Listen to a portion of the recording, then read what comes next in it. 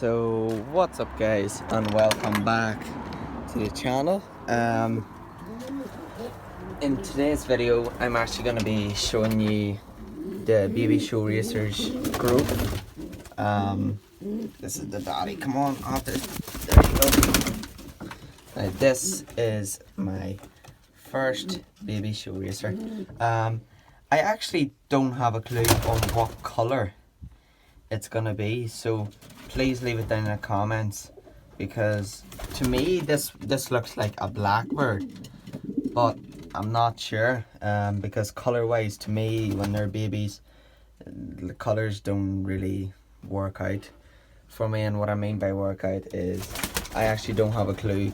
You know, by looking at this I would say this is gonna be a blackbird with a bit of white on the back, and that's all I would really be able to tell you. This cockbird is sitting on 2 eggs. These here eggs only have, I would say they only have around, oh no, that's just a wee feather. I thought that was a wee I thought it was pecked there, but no, this is, as far as I know, these here eggs only have around 2 to 3 days until they hatch. That's my guess, because I checked them with the light, and they're actually pretty, like, I mean, you can see the wee chicks moving in the eggs. And then that there is my, these ones are my new pair of show racers. So here's the hen. A lovely checkered hen.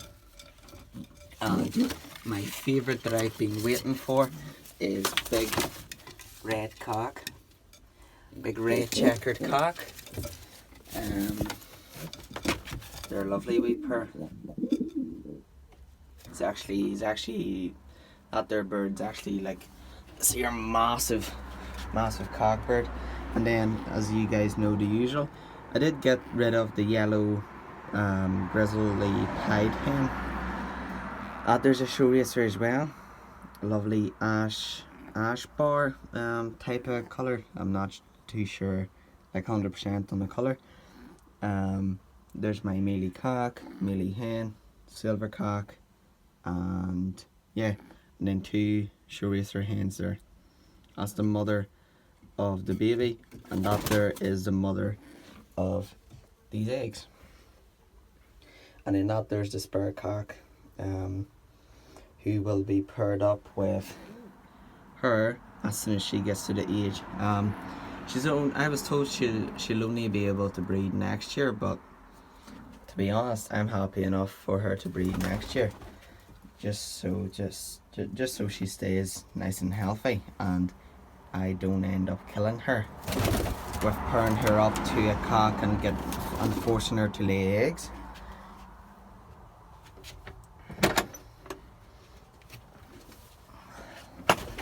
But anyway, I'll show you guys the new loft. So, well, this is gonna be the Fantail loft, and you might be like, Fantail loft? Well, I went ahead and spent a bit of money on investing into some fantails. Lovely, this is actually one of my favourite ones out of here. Other one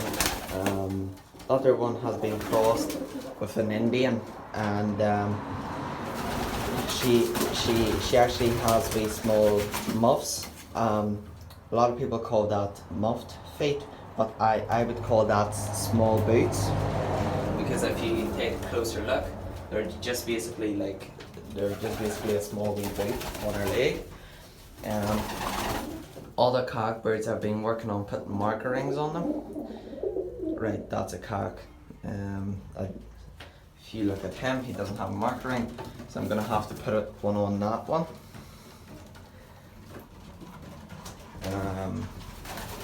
That there's a cock, that's a cock, and that's a cock. And that there's a cock up there. That there has a ear ring.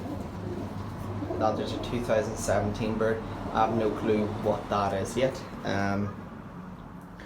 But anyway, really, these are all my fantails. So there's actually a couple of favourites in here, and number one being the one with feathers on its feet, number two being the black one. And then I actually really like this blue colour, and you might be like, blue, you know, is that not a bit of a boring colour for a fantail?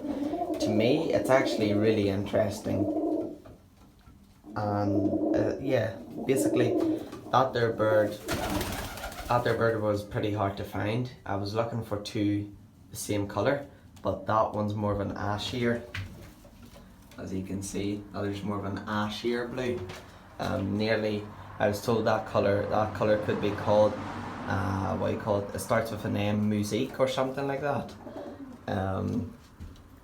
Yeah, but anyway, that one there might be a cockbird as well. It's just I'm not too sure on that yet.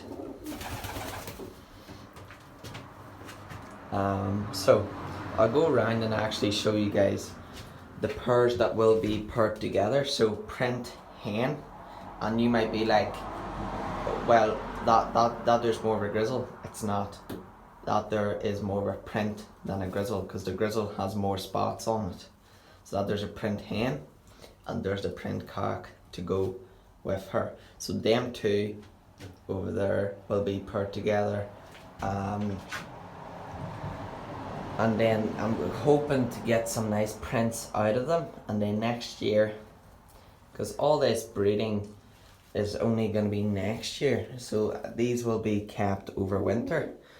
My plans for this loft is before winter hits, I want to make my nesting boxes, and there's going to be a bit of crossbreeding that I'm going to be showing you guys.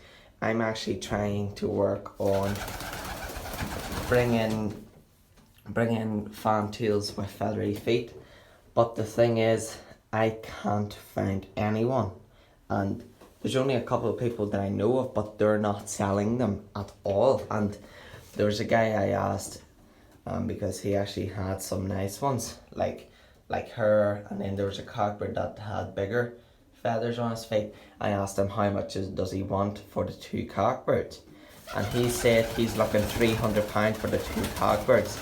And I said to him, well, I'm sorry, but I'm not going to be paying £300 just for two birds, when I paid £160 for 17 garden fantails. But there is 17 of them, and you might be like, alright, so you got 17, but then how many cocks and hens do you have? As far as I know, I have one cock, so 1, 2, 3, 4. We said that one's a cock, 5, 6, and 7. As far as I know, I have 7 cockbirds, but I'm not too sure on that one yet. But 7 cockbirds is a pretty decent number, in my opinion, because 7 cocks, you know, that's not bad of a number to get in 17 birds, because I'm gonna be rounding the number up to 20, or I might go up a bit more. I might go up to like 22 to actually have everyone in pairs. And then there's gonna be as far as I know, there's gonna be 20 nesting boxes or something like that put in here. So each nesting box will be as big as the distance from there to that bit, so it's gonna be that there big, and I believe that's 2 foot, and each nest box will be 2 foot, you know, I would say 2 foot long and 2 foot wide as well. So it's actually gonna be a nice deep nest box. And I actually was looking to get, you know, nice big nesting boxes, because I was told that the fantails, and basically any breed, prefer a bigger nesting box. So I said, you know, why not? So I'm gonna be saving up a bit of money on trying to buy the wood, and then we're gonna be making the nesting boxes for in here. And the nesting boxes will be coming out to there, all the way out to there. So that bit there will be all nesting boxes. Now you might be like, oh, why are you feeding them out of circle feeders? And the honest truth is, this way they don't poo in the food. But if I put a long feeder in, they're just going to be pooing in it all the time. And to all the guys who will be like, just scrape the floor out. Yes, I know, I'm going to scrape the floor out. And then there's going to be cat litter put down on the floor. It's these here wood pellets. They're actually like they're actually sawdust pellets, and then that there will go on the floor. And then if that there pigeon like poos on it, or you know, if the pigeons poo on it, those there sawdust capsules will expand and like turn into just sawdust, you know, and that there really helps with keeping them nice and clean. Let's close that one side over, just close that there. But yeah, let me know what I should do with all these guys. I'm honestly thinking when I make these nesting boxes is actually to make some nice doors onto them that I can put on and take off as well. Because I'm really looking to pair, you know, my reds to reds and hopefully get reds out of them, if you know what I mean, and then my pure whites to pure whites, because there's no point me, you know, pairing that there one, because them two paired up, and what they're gonna make is a blue pied, you know. And blue pieds, yes, I actually like them, but not many people like mixed colours fantails, because they're gonna be like, well, why not pair it in a way that there doesn't happen, that they're mixed in colours. Like in my opinion, there's two birds in here that I do not like. Number one being that one, and number two being that one there. These guys are some type of a mealy grizzly looking birds, and they're just not my type of colour in the fantails. Like racing pigeon colour, if I could have got that in the racing pigeons, I actually would be happy. But I'm not actually the biggest fan, but I'm gonna be keeping every single fantail I have, because they're actually really hard to find at the minute, and not many people are selling them, as I said to you guys. That there's one of my favourite ones there as well. A lovely young hen, this year's hen.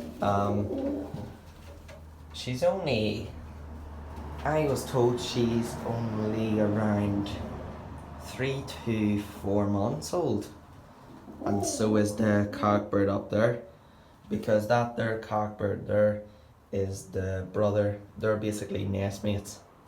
The brother turned out to have a wee bit of like a wee black bits all over its face, and she turned out to be a lovely pure white. But just look how nice of a dance they do. They are lovely. Now, so what I've been noticing with these fantails, there's a couple that are actually 100% fantails, and then there's a couple of them that are actually not the best fantails. As you can see her, you know, that there bird, that there one's granda could have been this here racing pigeon, or it actually could have been a roller, and they crossed that with a fantail, and then they brought the colour over, and then they kept crossing it with the fantail to get sort of an alright tail. Not that there's not the best bird, but I'm gonna be crossing that one there to one of these red ones to bring the big tail over for the young ones. But overall, I'm actually very happy and pleased with them. And yeah, anyway, thank you very much for watching, and I'll actually see you guys in the next one.